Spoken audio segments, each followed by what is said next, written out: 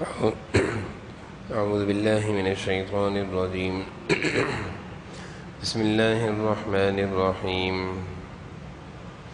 كذبت قوم نوح المرسلين إذ قال لهم أخوهم نوح ألا تتقون إني لكم رسول أمين فاتقوا الله وأطيعون وما أسألكم عليه من أجر إن أجري إلا على رب العالمين فاتقوا الله وأطيعون قالوا ونؤمن لك واتبعك الأرذلون قال وما علمي بما كانوا يعملون إن حسابهم إلا على ربي لو تشعرون وما أنا بطارد المؤمنين إن أنا إلا نذير مبين قالوا لئن لم تنته يا نوح لتكونن من المرجومين قال رب إن قومي كذبون فافتح بيني وبينهم فتحا ونجني ومن معي من المؤمنين فأنجيناه ومن معه في الفلك المشحون ثم أغرقنا بعد الباقين إن في ذلك لآية وما كان أكثرهم مؤمنين وإن ربك لهو العزيز الرحيم. صدق اللہ العظیم. سورۃ الشعراء کا درس چل رہا ہے. آیت نمبر 104 تک کی ترجمہ تفسیر بیان ہو گئی تھی. گزشتہ درس میں حضرت ابراہیم علیہ السلام کا تفصیلی واقعہ بیان ہوا تھا. آج کے درس میں حضرت نوح علیہ السلام کا تذکرہ ہے. حضرت نوح علیہ السلام اپنی قوم کو سمجھا رہے ہیں اور قوم کی طرف سے آپ کو کیا کہا جا رہا ہے، کیا جوابات مل رہے ہیں، کیا دھمکیاں مل رہی ہیں، اس کا تذکرہ ہے. کذبت قوم نوح المرسلین، قوم نوح نے بھی پیغمبروں کو جھٹلایا ہے. جس طرح اور قوموں نے انبیاء علیہ السلام کو جھٹلایا، اسی طرح کذبت قوم نوح، قوم نوح نے بھی انبیاء علیہ السلام پیغمبروں کو جھٹلایا ہے. اذ قال لهم اخوهم نوح الا تتقون، جبکہ ان کے بھائی نوح نے ان سے کہا الا تتقون، کیا تم اللہ سے ڈرتے نہیں ہو. جبکہ ان کے بھائی اخوہم مانے بھائی، یعنی حضرت نوح علیہ السلام اسی قوم میں سے تھے، تو ساری قوم کے لوگ ان کے بھائی تھے. تو اللہ تعالیٰ فرما رہے ہیں جبکہ ان کے بھائی نوح نے اپنی قوم سے کہا الا تتقون، کیا تم اللہ سے ڈرتے نہیں ہو. انی لکم رسول امین، یقین جانو کہ میں تمہارے لیے ایک امانت دار پیغمبر ہوں، اللہ کی طرف سے پیغمبر بنا کر بھیجا گیا ہوں. فاتقوا اللہ واطیعون، لہٰذا تم اللہ سے ڈرو اور جو میں بات کہوں اس بات کو مان لو. وما اسألکم علیہ من اجر، اور میں تم سے اس کام پر کسی قسم کی کوئی اجرت، کوئی پیسے نہیں مانگتا. میری اجرت، میری محنت وہ صرف اسی ذات نے اپنے ذمے لے رکھی ہے جو ساری دنیا جہاں کی پرورش کرنے والا ہے. فاتقوا اللہ واطیعون، لہٰذا تم اللہ سے ڈرو اور میری بات مان لو. یہ حضرت نوح علیہ السلام کی تقریر تھی، یہ انداز دعوت تھا. انبیاء علیہ السلام قوم کے لوگوں کو جب اللہ کا تعارف کراتے تھے تو اس انداز میں اپنی دعوت کو ان کے سامنے رکھتے تھے. کتنا پیارا انداز ہے. تتقون، اطیعون، فاتقوا اللہ، اس اتنے پیارے انداز میں قوم کے لوگوں کو دین سے، اللہ سے قریب کر رہے ہیں. یہ ساری باتیں کرنے کے بعد قوم نوح نے حضرت نوح علیہ السلام سے کہا قالوا ونؤمن لک واتبعک الارذلون، کیا ہم تم پر ایمان لے آئیں حالانکہ بڑے نیچے درجے کے لوگ تمہارے پیچھے لگے ہوئے ہیں. انؤمن لک، قوم کے لوگوں نے کہا ہم تم پر ایمان لے آئیں.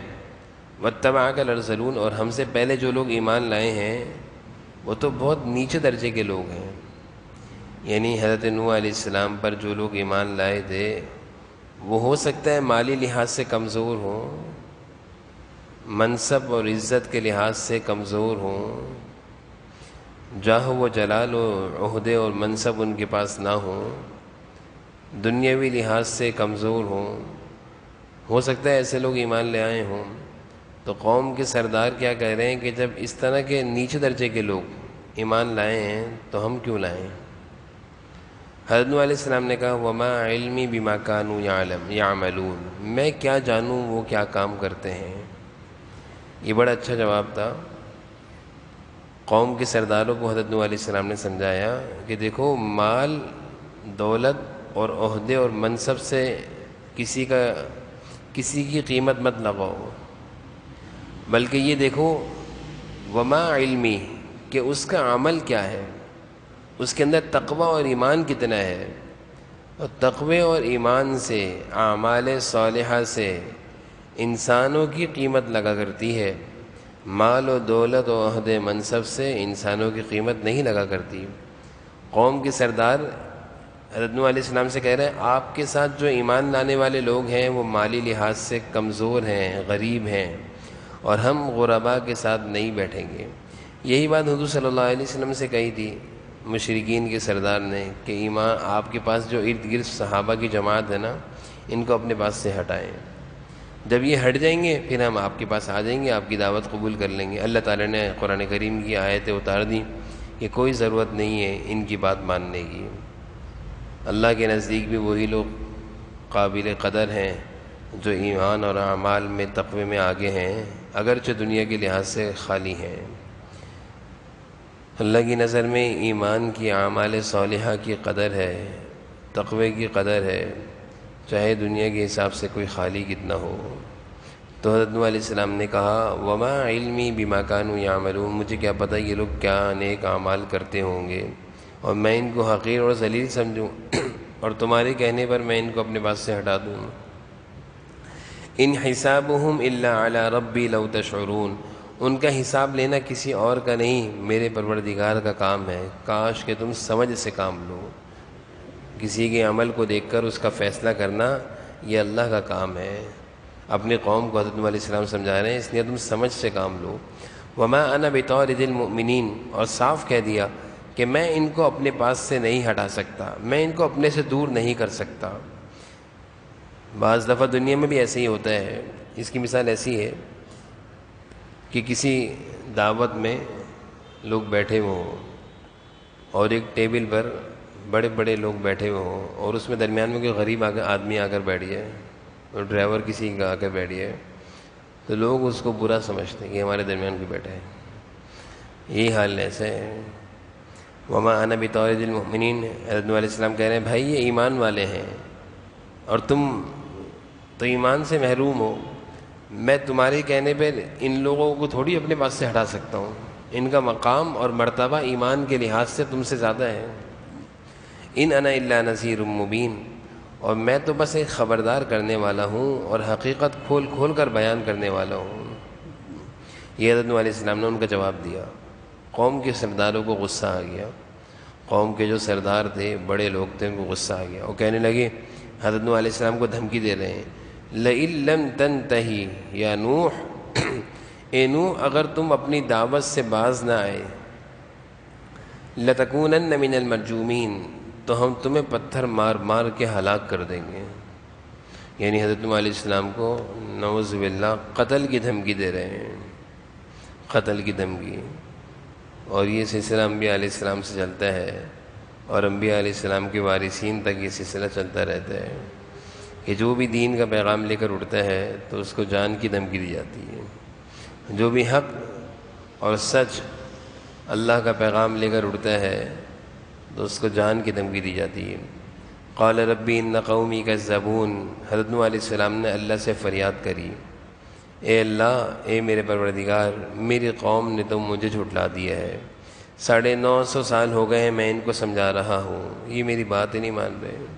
فافتح بینی وبینہم فتحا، اور اب یہ مجھے مارنے پر آ گئے ہیں، سو میرے اور ان کے درمیان دو ٹوک فیصلہ کر دیں۔ حضرت نوح علیہ السلام نے اللہ تعالیٰ سے درخواست کر دی۔ 950 سال صبر کرتے رہے، قوم کے لوگ جھٹلاتے رہے۔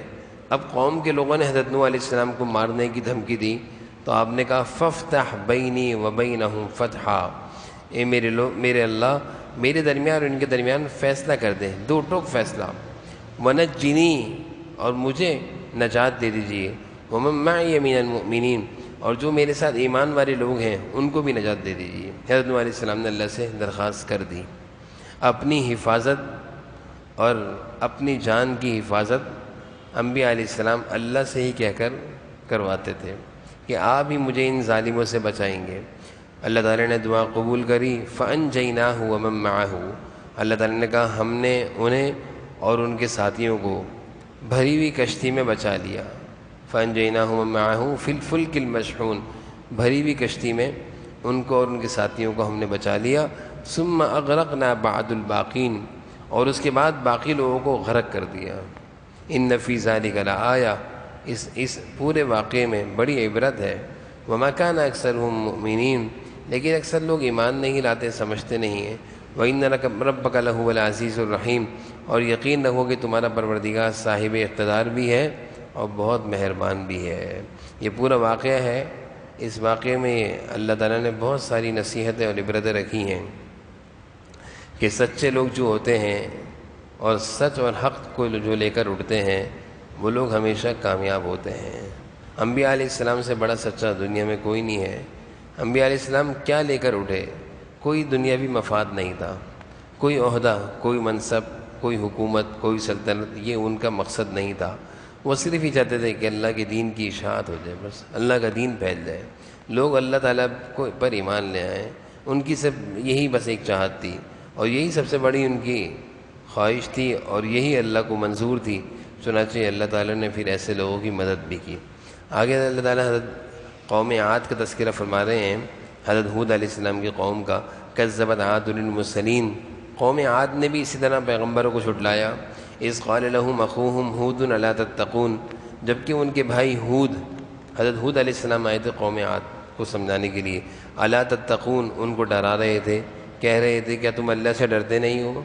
قوم عاد میں اللہ تعالیٰ نے حضرت ہود علیہ السلام کو بھیجا تھا۔ قوم سمود کا تذکرہ آگے آئے گا، وہاں پہ حضرت شعیب علیہ السلام آئے تھے۔ قوم نوح میں حضرت نوح علیہ السلام کا تذکرہ آ چکا ہے، تو یہاں سے قوم عاد کا تذکرہ چل رہا ہے۔ یہ بڑی طاقتور قوم تھی، قوم عاد اور قوم سمود بڑی طاقتور لوگ تھے اور لمبے تڑنگے تھے، ایسے مضبوط تھے کہ بڑے بڑے درختوں کو ہاتھوں سے زمین سے اکھاڑ دیا کرتے تھے۔ ہم لوگ اگر کسی درخت کو گرانا چاہیں تو ہم ٹکرے ماریں گے، خود ہی گر جائیں گے۔ یہ ایسی قوم تھی، کسی درخت کو گرانا چاہتے تو یوں پکڑ کے اکھاڑ دیتی ہیں، اور ان کی مضبوطی کا اس بات سے اندازہ لگائیں۔ اور یہ سب کے سب انجینئر بھی تھے، بہت زیادہ ان کا دماغ تھا۔ آج بھی وہ کھنڈرات موجود ہیں کہ انہوں نے پہاڑوں میں انتہائی خوبصورت ڈیزائننگ کے ساتھ گھر بنائے تھے۔ زمین پر عمارت کھڑی کرنا بہت آسان ہے، پہاڑ کو کھودنا، تراشنا، کوٹنا، توڑنا یہ عذاب ہے، عذاب سے کم نہیں ہے۔ لیکن قوم عاد نے پہاڑوں کو تراش کر، توڑنا تو نہیں کہہ سکتے، تراش کر، اور پوری مینہ کاری کے ساتھ اس میں بڑے خوبصورت عالیشان قسم کے گھر بنائے تھے، اور ان گھر کے کھنڈرات آج بھی موجود ہیں ان جگہوں پر، جس سے معلوم چلتا ہے کہ یہ قوم مضبوط، طاقتور بھی تھی اور دماغی لحاظ سے بھی بہت تیز تھی۔ لیکن دماغ ہو، طاقت ہو، جسم ہو، مضبوطی ہو، جب اللہ پر ایمان نہیں تھا سب برباد ہو گئے، سب ختم، سب ضائع ہو گیا۔ کسی کام کے نہیں رہے ان کے جسم، کسی کام کے نہیں رہے ان کی طاقتیں، ان کی لمبی لمبی عمریں ان کے کام نہیں آئیں۔ 900 سال تک کی ان کی عمریں تھیں، 100-200 سال تک تو یہ جوانی ہوتے تھے، 100-200 سال تک تو ان کی جوانی شروع ہوتی تھی، ایسی لمبی لمبی عمریں تھیں۔ لیکن جب اللہ تعالیٰ کو نہیں مانا تو پھر کسی کام کے نہیں رہے، اللہ نے اٹھا کے ان کو پٹخا ہے۔ ان پر عذاب بھی بڑا عجیب آیا ہے، قرآن کریم میں آئے الفاظ استعمال ہوئے پٹخنا، کتنے طاقتور تھے، اللہ تعالیٰ نے ان کو ہلاک کیسے کیا ہے۔ جیسے دھوبی کپڑے دھوتا تھا پہلے تو وہ زمین پہ کپڑے پٹختا تھا، دیکھا ہوگا، پٹختا تھا، تو اللہ تعالیٰ نے بھی ان کی ہلاکت کو اللہ تعالیٰ نے پٹخنے سے تشبیہ دیا کہ ہم نے ان کو پٹخ کے زمین پہ مارا۔ دیکھنے میں کیسے طاقتور تھے، لیکن جب اللہ تعالیٰ کا عذاب آیا تو ساری طاقتیں بھی چلی جاتی ہیں۔ انسان کتنا ہی پاورفل ہو، کتنا ہی طاقتور ہو، کتنا ہی باصلاحیت ہو، کتنا ہی اچھی صحت والا ہو، کتنا ہی اس کے پاس سب کچھ ہو، لیکن جب اس نے اللہ کو ناراض کر دیا تو سب فیل ہے، سب فیل ہے، ساری طاقت، سارا مال، ساری دولت، ساری صحت، سب فیل ہے۔ جب اللہ کی پکڑ آتی ہے تو اس کے آگے کچھ بھی نہیں بچتا۔ کتنے صحت مند انسان دنیا میں آج بھی نظر آتے ہیں، کتنے صحت مند تھے، ایک چھوٹی سی بیماری لگی، وہ بڑھتی چلی گئی، انسان کو کھوکھلا کر دیا، ختم کر دیا، بستر کو لگ گئے، زندگی اور موت کی کشمکش میں ہے۔ کہاں تو ان کا نام بڑے جاہ و جلال سے لیا جاتا تھا اور ان کا بڑا مقام اور بڑا مرتبہ تھا، اور آج زندگی اور موت کی کشمکش میں یہ زندگی پوری کر رہے ہیں۔ اللہ تعالیٰ کی پکڑ بڑی سخت ہے، وہ بڑی معمولی سی پکڑ شروع ہوتی ہے، وہ بڑھتی بڑھتی پھر کیا ہوتا ہے کہ انگلی پہ چھوٹا سا زخم لگا تھا، انگلی بھی کٹی، پاؤں بھی کٹ گیا، پھر بیماری بڑھتی چلی گئی۔ اللہ تعالیٰ بچا کے رکھے بس۔ کذبت عاد للمرسلین اذ قال لهم اخوهم ہود الا تتقون انی لکم رسول امین، میں اللہ کا رسول ہوں، فاتقوا اللہ واطیعون، اللہ سے ڈرو، میری بات مانو۔ حضرت ہود علیہ السلام سمجھا رہے ہیں، وما اسألکم علیہ من اجر ان اجری الا علی رب العالمین، میں تم سے کوئی اجرت تھوڑی مانگتا ہوں، میری اجرت تو اللہ کے ذمے، میں پیسے تھوڑی مانگتا ہوں تم سے کوئی۔ اتبنون بکل ریع آیۃ تعبثون، اور کہا حضرت ہود علیہ السلام نے، کیا تم ہر اونچی جگہ پر کوئی یادگار بنا کر فضول حرکتیں کرتے ہو؟ اتبنون، تم عمارتیں بناتے ہو اونچی اونچی جگہوں پر، یہ فضول کام کیوں کرتے ہو؟ بڑی بڑی عمارتیں بنانا اونچی اونچی جگہوں پر، پہاڑوں کو تراش تراش کر، حضرت ہود علیہ السلام کہہ رہے ہیں یہ فضول کام ہے۔ اس آیت کے ضمن میں مفسرین نے حضور صلی اللہ علیہ وسلم کی وہ ارشادات نقل کیے ہیں کہ وہ عمارت جو ضرورت سے زائد ہو، حدیث میں آتا ہے وہ وبال ہے۔ وہ گھر، وہ جائیداد جو بہت بڑا گھر بناتے ہیں لوگ، ضرورت تو چھوٹے سے گھر میں پوری ہو سکتی ہے، لیکن ضرورت سے زائد صرف نمائش کے لیے، صرف اپنے اسٹیٹس کو دکھانے کے لیے بڑے بڑے گھر جو بنائے جاتے ہیں، حدیث میں آتا ہے حضور صلی اللہ علیہ وسلم نے اس کو پسند نہیں فرمایا، اور قرآن کریم کی اس آیت سے ہی پتہ چل رہا ہے کہ اللہ کو بھی یہ پسند نہیں ہے۔ حضرت ہود علیہ السلام کہہ رہے ہیں کیا تم یہ فضول کام کر رہے ہو، اتنے بڑے بڑے گھر بنا رہے ہو؟ یعنی بڑے بڑے گھر بنانا، بڑی بڑی عمارتیں بنانا یہ فضول کام ہے۔ اسی وجہ سے حضور صلی اللہ علیہ وسلم نے فرمایا کہ ضرورت سے زائد گھر جو ہوگا یہ وبال ہوگا۔ ضرورت 10 کمروں کی ہے، 10 کمرے بنائے، ضرورت 3 کمروں کی ہے، بنا رہے 10 کمرے، یہ وبال ہو جائے گا۔ اسی وجہ سے حضور صلی اللہ علیہ وسلم نے، ایک صحابی نے بڑی عمارت بنائی تھی، آپ نے فرمایا مجھے کس نے بنائی ہے، کیوں بنائی ہے، اتنا کہا تھا۔ جب ان صحابی کو پتہ چلا تو ان کو بتایا کہ آپ صلی اللہ علیہ وسلم تمہارے گھر کے باہر سے گزرے تھے، پسند نہیں فرمایا۔ تو صحابہ تو حضور صلی اللہ علیہ وسلم کی منشا پر جان دینے والے تھے، پوچھا نہیں کیا کروں، آپ صلی اللہ علیہ وسلم سے اگر پوچھا نہیں کیا کروں، گرا دیا، گھر گرا دیا، کہ جب میرے محبوب کو پسند نہیں ہے تو مجھے بھی پسند نہیں ہے، گھر گرا دیا کہ مجھے نہیں چاہیے ایسا گھر۔ تو حضور صلی اللہ علیہ وسلم اصل میں اللہ تعالیٰ ہمیں سمجھ عطا فرمائے، آپ صلی اللہ علیہ وسلم کی تعلیم یہ تھی کہ دنیا کی حوث سے بچو، اس سے نا حوث بڑھتی ہے، انسان کے پاس جتنا آ جائے کہتا ہے اور آ جائے، اور حضور صلی اللہ علیہ وسلم کے ارشادات سامنے ہوں گے، بھائی جتنی میری ضرورت ہے وہ پوری ہو رہی بس کافی ہے، کیا دنیا کے پیچھے پڑنا۔ تو جب حوث اور حرص، لالچ بڑھے گا تو کوئی بھی اس کا اینڈ نہیں ہے، بڑھتے ہی رہے گا۔ تو حضرت ہود علیہ السلام کہہ رہے ہیں بِكُلِّ رِيعٍ آیَةٍ تَعْبَثُونَ، کیا بیکار قسم کی کام کر رہے ہو، وَتَتَّخِذُونَ مَصَانِعَ لَعَلَّكُمْ تَخْلُدُونَ، اور تم نے بڑی کاریگری سے بنائی ہوئی عمارتیں اس طرح رکھ چھوڑی ہیں جیسے تم اس میں ہمیشہ رہو گے۔ حضرت ہود علیہ السلام کہہ رہے ہیں کہ تم نے بڑی کاریگری، مصانع کہتے ہیں انجینئرنگ، بڑی دماغ، انجینئر دماغ استعمال کرتے ہیں نا، مصانع کا مطلب یہی ہے کہ تم نے بڑی کاریگری سے بنائی ہوئی عمارتیں اس طرح بنائی ہیں لعلکم تخلدون، جیسے تم اس میں ہمیشہ رہو گے، یعنی پہاڑوں کو تراش کر تم نے ایسے بہترین قسم کے گھر بنائے جیسے تم یہاں پہ ہزاروں سال رہو گے۔ وَإِذَا بَطَشْتُمْ جَبَّارِينَ، اور جب کسی کی پکڑ کرتے ہو تو پکے ظالم و جاور بن کے پکڑ کرتے ہو۔ یہاں سے حضرت علیہ السلام اپنی قوم کی برائی گنوا رہے ہیں کہ تمہارے اندر ایک برائی تو یہ ہے کہ تم گھر بناتے ہو، بیکار گھر بناتے ہو۔ دوسری برائی کہ تم گھر اتنے مضبوط بناتے ہو کہ جیسے تم نے اس میں ہمیشہ رہنا ہے۔ تیسری برائی کہ تم جب کسی قوم پر ظلم کرنے پر آتے ہو تو ظالم و جابر بن جاتے ہو، جبار۔ یہ برائیاں گنوا رہے ہیں۔ اللہ تعالیٰ قرآن میں بیان کر رہے ہیں کہ یہ برائیاں ہمارے اندر نہیں ہونی چاہیے۔ پہلی برائی میں دوبارہ بیان کر دوں، آیتن تعبثون، گھر بناتے ہو ضرورت سے زائد، بیکار کام کر رہے ہو۔ تتخذون مصانع، اور اتنے عالی شان اور اتنے مضبوط گھر بناتے ہو، لعلکم تخلدون، جیسے تم ہمیشہ دنیا میں رہو گے، مرنا نہیں ہے۔ وَإِذَا بَطَشْتُمْ بَطَشْتُمْ جَبَّارِينَ، اور جب تم کسی کی پکڑ کرتے ہو تو ایسے پکڑ کرتے ہو ظالم و جابر بن جاتے ہو۔ تین حرکتیں بتائی ہیں۔ پھر حضرت ہود علیہ السلام کہنے فاتقوا اللہ، اللہ سے ڈرو، میری بات مان لو، غلط کام کر رہے ہو بچو۔ واتقوا الذی امدکم بما تعملون، اور اس ذات سے ڈرو جس نے ان چیزوں سے نوازا ہے کہ تمہاری قوت میں اضافہ کیا ہے جو تم خود جانتے ہو۔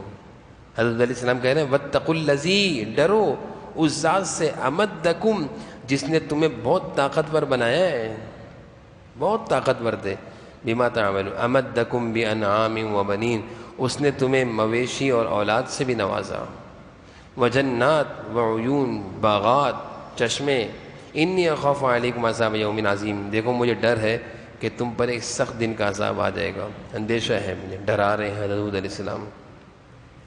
قالوا سواء علینا اوعظت ام لم تکن من الواعظین، جواب سنیں، جب انسان بے حس ہو جاتا ہے نا، اور جب اس کے اندر سے خوف خدا نکل جائے اور یہ چیز نکل جائے کہ میرے اوپر بھی کوئی ہے جو مجھے پکڑ سکتا ہے، پھر یہ حالت ہوتی ہے۔ کہا چاہے تم نصیحت کرو یا نہ کرو، یہ ہمارے لیے سب برابر ہے۔ کہا سمجھاؤ نہ سمجھاؤ، یہ لمبی لمبی تقریریں کرو نہ کرو، ہمارے لیے سب برابر ہے، یہ ان کا جواب تھا۔ یہ انسان، میں نے ایک بار جملہ کہا نا کہ جب انسان کے اندر سے خوف خدا نکل جائے، بے حس ہو جائے اور یہ سمجھنے لگے کہ مجھے کوئی پکڑنے والا نہیں ہے، پھر یہ کیفیت ہوتی ہے کہ اس کو کوئی سمجھا رہا ہو تو کہتا ہے اوعظت ام لم تکن من الواعظین، سمجھاؤ یا نہ سمجھاؤ میرے اوپر کوئی اثر نہیں ہونا۔ ان ھذا الا خلق الاولین، یہ باتیں تو وہی ہیں جو پچھلے لوگ بھی کیا کرتے تھے۔ وما نحن بمعذبین، اور ہم عذاب کا نشانہ بننے والے نہیں ہیں۔ کیا کہہ رہے ہیں؟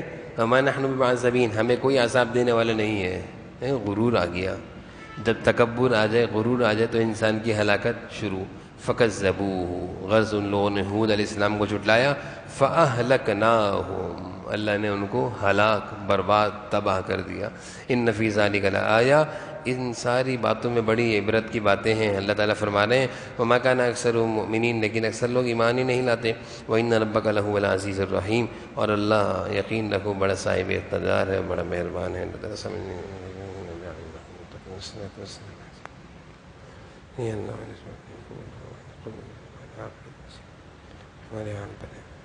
صلی اللہ تعالیٰ نبی الکریم علیہ وسلم۔